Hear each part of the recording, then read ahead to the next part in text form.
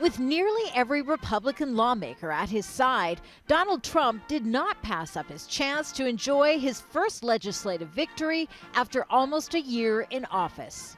It's always a lot of fun when you win. The passage of the most dramatic changes to the U.S. tax code in 30 years. I always say the most massive, but it's the largest tax cut in the history of our country, and reform, but tax cut. The tax reforms are controversial. Big cuts to corporate tax rates from 35 to 21%. Democrats say will benefit the wealthy at the expense of ordinary Americans. It's a Ponzi scheme.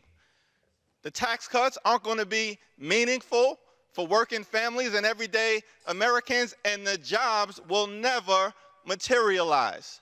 Republicans argue the cuts will make the United States more competitive with countries like China with similarly low corporate tax rates. It's hoped this will encourage companies to do business in the U.S. and bring back jobs, a key Trump campaign promise. But while this legislation is about reforming taxes, it is also about winning. Donald Trump failed to deliver on a campaign promise to repeal and replace the Affordable Care Act, or what many Americans call Obamacare. It's a frustration Donald Trump has lamented for months. But passing the tax legislation now allows Trump to claim victory on both. Tucked inside the tax reforms is a repeal of an Obamacare requirement called the individual mandate that forced all Americans to buy health insurance or pay a tax fine.